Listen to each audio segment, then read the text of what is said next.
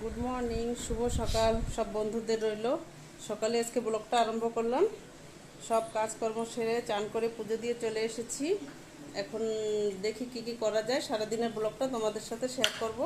আশা করি তোমাদের খুব ভালো লাগবে। দেখো তোমার শসা, লাউ সবের জুস করা হবে, তাই তোমার দাদাভাই কেটে দিচ্ছে। শসা আর তিতা ফেলছো?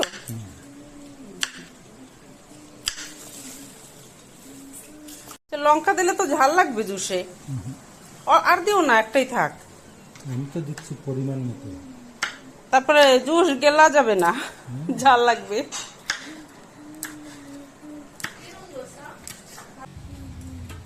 এই সব কিছু কাটা হয়েছে, এখন লাউ একটা কেটে দিয়ে তারপরে জুস করা হবে।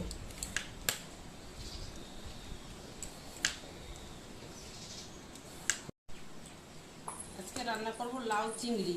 আধা লাউ জুসের জন্য নেওয়া হয়েছে আর আধা লাউ রান্না করব। শুকুয়া চিংড়ি না, শুকুয়া চিংড়ি দিয়ে লাউ রান্না করব। আর বাচ্চাদের জন্য চিকেন।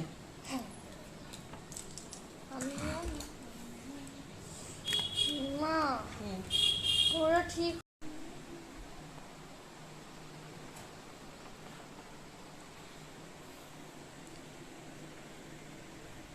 দিয়ে দিলে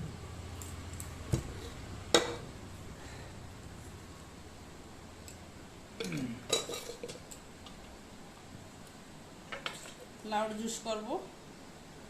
লাউ, টমেটো, ধনিয়া পাতা আর কি আছে, শসা, কাঁচা লঙ্কা, শসা সব দিয়ে জুস করে লাউর জুস খাবো এখন আমরা।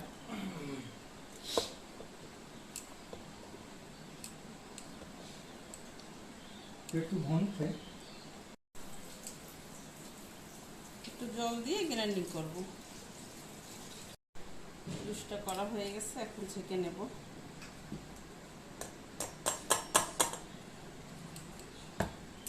লেবু দেবা? হ্যাঁ, লেবু দেবো। এই ছেঁকতেই তো ঝামেলা।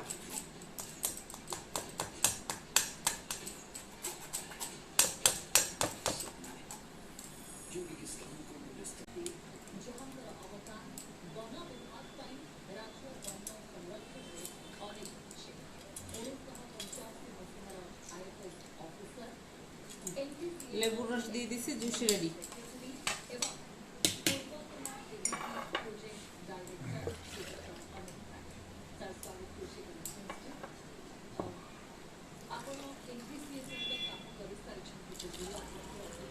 অনেক হয়েছে, এটা তো অনেক হয়েছে।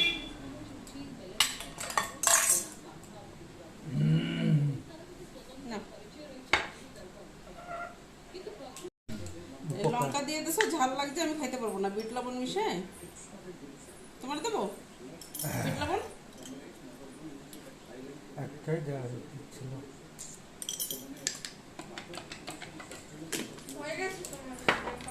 না, বাবা টানো যাও।